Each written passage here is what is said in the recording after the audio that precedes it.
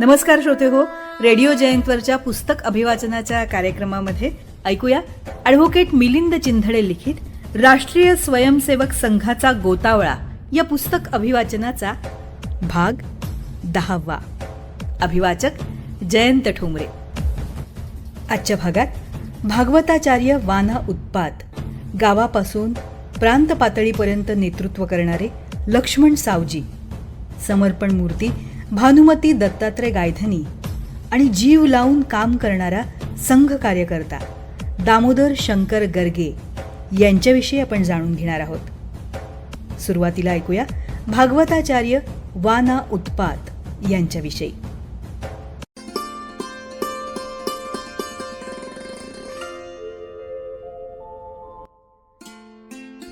माझ्या पत्नीला पंढरपूरला कवठेकर हायस्कूलला संस्कृत विषय शिकवायला असलेले शिक्षक आणि प्रखर सावरकरवादी, संत साहित्याचे गाढे अभ्यासक, प्रासादिक रचनाकार, प्रवचनकार, दासगणू परिवाराचे प्रमुख सदस्य, कडवे हिंदुत्ववादी वा ना उत्पात हे गेल्याची बातमी समजली.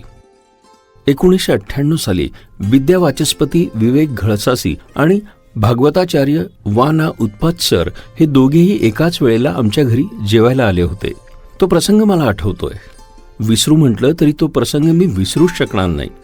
जेवण आम्ही दिलं तरी वैचारिक जेवण मात्र त्या दोघांनी त्या दिवशी आम्हाला दिलं. ते अजूनही आम्हाला पुरतंय.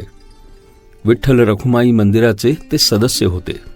पंढरपूर इथल्या रुक्मिणी मातेचे प्रमुख पुजारी होते. अतिशय उत्तम वक्ते होते. उत्तम पत्रकार होते. 25 पेक्षा जास्त पुस्तकांचे लेखक होते.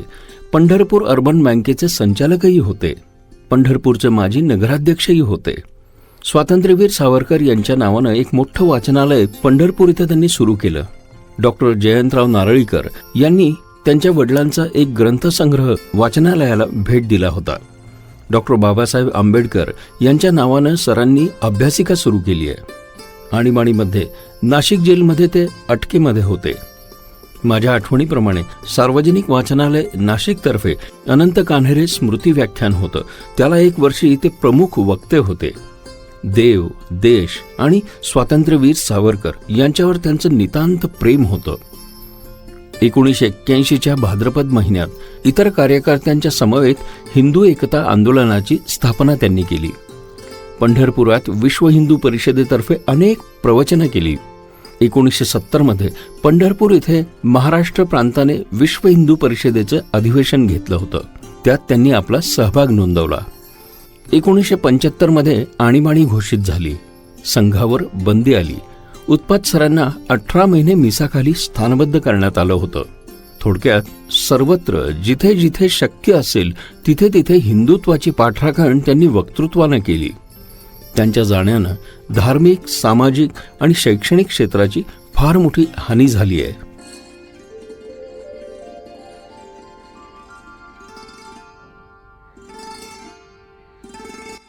आता ऐकूया गावापासून प्रांत पातळीपर्यंत नेतृत्व करणारे लक्ष्मण सावजी यांच्याविषयी.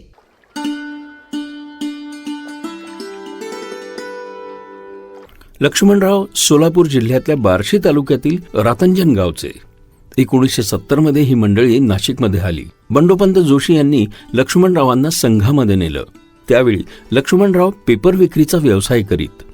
शिक्षण घेण्याकरता त्यांना स्कॉलरशिप मिळाली. संघामध्ये झालेले संस्कार त्यांना पुढील आयुष्यात उपयोगी पडले. 1974 त्यांचा जनसंघाशी संबंध आला. त्यावेळी नाशिक नगरपालिकेची निवडणूक जनसंघानं लढवली होती. 1975 आणीबाणी लागू झाली. 1977च्या लोकसभा निवडणुकीच्या प्रचारामध्ये ते सामील झाले. 1980 भारतीय जनता पक्षाची स्थापना झाली आणि लक्ष्मणराव भाजपचे सक्रिय सदस्य झाले. त्यांच्याकडे नाशिक जिल्हा युवा मोर्चाची जबाबदारी होती. त्यांनी भारतीय जनता पक्षाचे जिल्हा चिटणीस म्हणून काम केलं. 1992 लक्ष्मणराव नाशिक महानगरपालिकेत नगरसेवक म्हणून निवडून आले. 1997च्या काळात ते महानगरपालिकेत नगरसेवक होते. त्या काळात त्यांनी अनेक समाजोपयोगी कामे केली. त्या माध्यमातून रंगभूमी दिन साजरा झाला आणि पुढेही साजरा होतच आहे. त्यांनी राजकारणाबरोबरच सांस्कृतिक क्षेत्रातही काम केलं. दैनिक देशदूतनेही आदर्श नगरसेवक हा पुरस्कार त्यांना प्रदान केला. बूथ रचना सक्षम करण्याकरता त्यांनी प्रयत्न केले आहेत. भारतीय जनता पक्षाचे प्रदेश प्रवक्ते पदापर्यंत त्यांनी मजल मारली. राज्यातील भवन निर्माणाची जबाबदारी त्यांच्यावर आहे.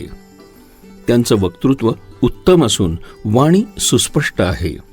लहान असताना फटाके विकणे, लॉटरीची तिकिटे विकणे या सगळ्या गोष्टी त्यांनी केल्या.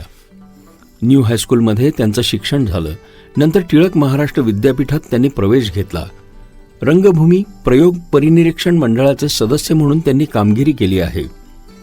भारतीय जनता पार्टीचे जिल्हा सरचिटणीस, शहर सरचिटणीस तसंच 2010 ते 2016 पर्यंत सलग 2 वेळा महानगर अध्यक्ष, प्रदेश सरचिटणीस, प्रदेश प्रवक्ता तसेच जिल्हा नियोजन मंडळाचे सदस्य म्हणूनही त्यांनी काम केलं आहे. आता ते भाजपचे प्रवक्ते आहेत. लक्ष्मण सावजी यांनी राजकीय, सामाजिक आणि सांस्कृतिक क्षेत्रात फार मोठी कामगिरी केली आहे. माझा सावजींशी संबंध येण्याचं कारण म्हणजे मामासाहेब जोगळेकर. मामांकडे आणि मामांमुळे अनेक वेळेला सुरुवातीच्या काळात सावजी यांची भेट व्हायची. दुसऱ्याला आदरानं वागवायचं ही त्यांची खासियत होती. त्याचा वारंवार मला अनुभव आलेला आहे.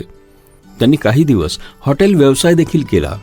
आमच्या सेवाभावी समाज कल्याण संस्थेच्या मीटिंग आणि जेवणं देखील आम्ही त्यांच्याकडे अनेक वर्ष सुरुवातीच्या काळात घेतली आहेत.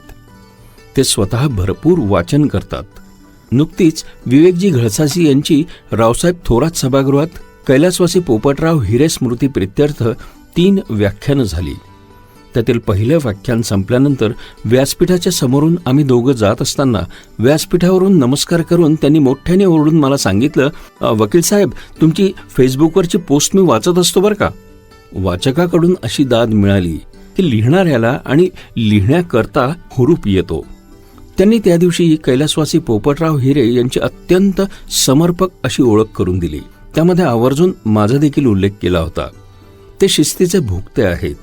लक्ष्मण सावजी हे अतिशय सुसंस्कृत नेते आहेत, यात काही शंकाच नाही.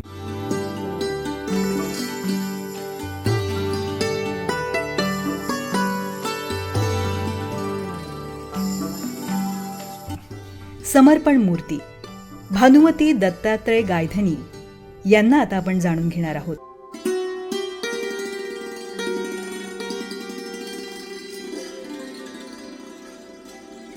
भानू आजी गेल्याचं वृत्त आलं. तशा त्या 3-4 महिन्यापासून आजारीच होत्या. 29 ऑगस्ट 1931चा त्यांचा जन्म. आज राष्ट्रीय स्वयंसेवक संघ 100च्या उंबरठ्यावर उभा आहे. नाशिकला 1933 मध्ये परमपूज्य डॉक्टर हेडगेवार यांनी केतकर टाउन हॉलमध्ये संघाची शाखा सुरू केली. 1937 पासून राजाभाऊंच्या माध्यमातून राष्ट्रीय स्वयंसेवक संघाशी गायधनी कुटुंबाचा संबंध आला. त्यांच्या पाठोपाठ त्यांचे धाकटे बंधू दत्ता काका हे देखील संघात यायला लागले. हळूहळू सगळं घरच संघाचं झालं. संघातील कामाच्या अनेक जबाबदाऱ्या उभयतांकडे आल्या. दुर्दैवाची गोष्ट म्हणजे वयाच्या 40व्या वर्षी 10 ऑगस्ट 1967 रोजी दत्ता काकांचं निधन झालं. भानुआजी त्यांच्या माघारी तब्बल 56 वर्षे होत्या. राजाभाऊ आणि भानुआजींचे चिरंजीव रमेश गायधनी हे दोघे आणीबाणीच्या वेळी तुरुंगात होते. पण राजाभाऊंच्या पत्नी इंदू काकू आणि रमेशच्या आई भानू काकू या त्या काळातही घरी येणाऱ्या सर्वांचं अत्यंत प्रेमानं आणि काळजीने स्वागत करत. त्यांच्या मनात असलेला ताण त्यांनी कधीही चेहऱ्यावर प्रकट केला नाही, असं गोविंदराव यार्दी यांनी लिहून ठेवलंय. संघाच्या सर्वच घरांमध्ये कमी अधिक प्रमाणात हीच गोष्ट होती. समाज तळातील मोती या पुस्तकातील एका लेखात नानाराव ढोबळे यांनी अशा अनेक वहिनींचा, राष्ट्रव्यापी शक्तींचा गौरव केलाय. भानुआजींकडे पाहिलं की मला माझ्या आजीची आठवण व्हायची. माझे आजोबा मालेगावला जाईपर्यंत मालेगाव तालुका संघचालक होते. कायम कोणीतरी एक जण बहुतेक संघाचे प्रचारक मुक्कामाला असायचे. सगळीकडे कमी अधिक प्रमाणात हीच परिस्थिती होती. या सर्व महिलांनी आपल्या संसाराबरोबरच संघाचा संसार वाहिला. आताचा काळही मी पाहतोय. आता मंडळींना उतरायला बहुतेक ठिकाणी वेगळी जागा आहे. संघ शाखांकडे स्वतःची कार्यालये आहेत. पूर्वी प्रचारक एखाद्या स्थानिक अधिकाऱ्याकडे किंवा स्वयंसेवक बंधूकडे उतरायचे. कोणतीही संघटना एकदम उगाचच मोठी होत नाही. त्यामागे प्रचारक म्हणून गेलेल्या व्यक्तीची तपश्चर्या असते. तशी या ठिकठिकाणी असलेल्या वहिनींची देखील तपश्चर्या आहे. त्यामुळे संघाला चांगले दिवस आले देखील आणि ते या महिला वर्गाला पाहता सुद्धा आले. आयुष्यात चांगलं काम केल्यामुळे रविवार कारंज्यावरील विकसित झालेल्या नवीन घरात सर्व मंडळी परत आलेली भानुआजींनी याची देही याची डोळा पाहिली.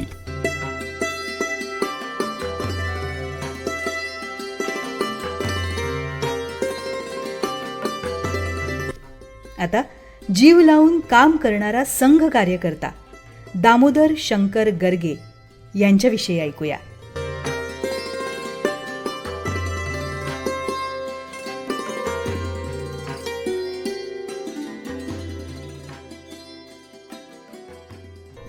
मी मागच्या महिन्यात शुक्ल यजुर्वेदीय माध्यम दिन ब्राह्मण संस्था नाशिक या संस्थेच्या व्याख्यानाकरता आमंत्रण घेतलं. संस्थेच्या वाटचालीकडे मागे वळून पाहताना असा व्याख्यानाचा विषय होता. संस्था मार्च 1974 नोंदली गेली. मात्र साधारणपणे 1980 पासूनचा संस्थेचा इतिहास माहिती होता. 1982 पासून तर मी संस्थेच्या कामात होतो. जुनी माहिती कोण देऊ शकेल असा विचार करत असताना जुने फार कमी कार्यकर्ते शिल्लक राहिलेले आहेत. त्यातले दामोदर गर्गे यांना संपर्क करायचं ठरवलं. तसंच श्रीराम महाजन यांनाही फोन करून माहिती विचारली. हे करण्याचं महत्वाचं कारण म्हणजे माहितीत काहीही त्रुटी राहू नये. गर्गे काकू अल्पबचतीचं काम करायच्या आणि अजूनही करतात. ही पण त्या कामामध्ये होती आणि आहे. त्यामुळे फोन न करता त्यांच्याकडे जायचं आम्ही ठरवलं. पूर्वी त्यांच्याकडे गेलो होतो, पण तिथे आमूलाग्र बदल झालाय. तिथल्या सरदारजींची कोळशाची वखार जाऊन मोठं संकुल झालंय. आधी आम्ही त्यांच्या इमारतीच्या शेजारी गेलो, पण सुदैवानं माझ्या कॉलेजचा एक मित्र निष्णात फोटोग्राफर गोपाळ काळे आम्हाला भेटला. उभ्या उभ्याच गप्पा झाल्या. त्याने गर्गे यांचं घर आणि त्यांच्या नवीन खुणा सांगितल्या. आम्ही श्री गर्गे यांच्या घरी पोहोचलो. आम्ही बेल वाजवली.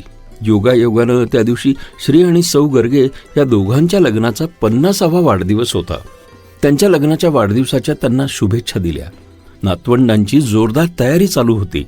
दामोदर गर्गे यांच्यासोबत 1982 पासून ते 2002 पर्यंत मी संस्थेचं काम केलं होतं. त्याचप्रमाणे नंतर त्यांचा मुलगा प्रशांत या कामात आला आहे. त्यांचे मोठे बंधू नानासाहेब आणि धाकटे बंधू शरदराव तसंच सगळ्याच कुटुंबियांचा आणि आमचा अगदी चांगला संबंध, दुरून नातं देखील आहे. त्यांचे वडील तात्या शास्त्री गर्गे हे प्रकांड पंडित. उभयतांबरोबर भरपूर गप्पा झाल्या. त्या कालखंडातील अनेक व्यक्तींच्या आठवणी निघाल्या. श्री गर्गे यांचं वैशिष्ट्य म्हणजे त्यांनी फार जुन्या काळात ABC लॉन्ड्री काढली. महात्मा गांधी रोडला हे अजूनही आहे. कोणतंही काम कमी प्रतीचं नाही ही गोष्ट त्यांनी त्यांच्या शिकवणीतून समाजापुढे ठेवली. माझे एक काका यांनी देखील मालेगावला चिंधळे गल्लीत काही काळ लॉन्ड्री चालवली होती. श्री गर्गे आणि त्यांचे सर्वच कुटुंबीय राष्ट्रीय स्वयंसेवक संघाचे. त्यामुळे सामाजिक कामाचे बाळकडूच त्यांना पूर्वीच मिळालेलं.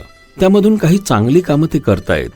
श्री गायत्री मंदिर ट्रस्टचे ते ट्रस्टी आहेत. ट्रस्टने नुकतेच संस्कार साधना हे माझे सर आणि त्यावेळचे BYK वाणिज्य महाविद्यालयातील माझे सहकारी चार्टर्ड अकाउंटंट श्रीकांत रामचंद्र रहाळकर यांनी संपादित केलेलं पुस्तक डॉक्टर मोस गोसावी सर यांच्या हस्ते प्रकाशित केलं. त्या प्रकाशन समारंभाला मी हजर होतो. ते पुस्तक श्री गर्गे यांनी मला भेट दिलं. श्री गायत्री ट्रस्ट बरोबरच श्री रंगावधूत शैक्षणिक आणि सांस्कृतिक संस्थेचं काम ते अनेक वर्षांपासून करतात. पेठे हायस्कूलच्या माजी विद्यार्थ्यांच्या संघटनेचं ते काम करतात. राष्ट्रीय स्वयंसेवक संघाच्या अनेक संस्थांशी त्यांचा संबंध आहे. त्याचबरोबर यजुर्वेदी ब्राह्मण संस्थेचे तर अनेक वर्ष त्यांनी निरनिराळ्या पदांवर काम केलंय. आता गर्गे काका 81च्या वर आहेत आणि काकू 75च्या जवळपास. पण त्यांचा सार्वजनिक कामातला उत्साह अजूनही कायम आहे. बोलू तेवढं कमी होतं. त्यांच्याकडे घरगुती कार्यक्रम होता आणि त्या कार्यक्रमातला थोडासा वेळ आम्ही घेतला होता. त्यांच्या पाहुणचाराचा लाभ घेतला. ज्या उद्देशानं गेलो होतो ती फारशी माहिती मिळाली नाही, पण आहे ती कन्फर्म झाली. गप्पा आवरून आम्ही निघालो तर त्यांचा मुलगा प्रशांत दारातच भेटला. तो माझा BYK कॉलेजचा विद्यार्थी. त्याने थांबायचा आग्रह केला, पण न थांबता पुन्हा येऊ असं सांगून आम्ही गर्गे कुटुंबियांचा निरोप घेतला.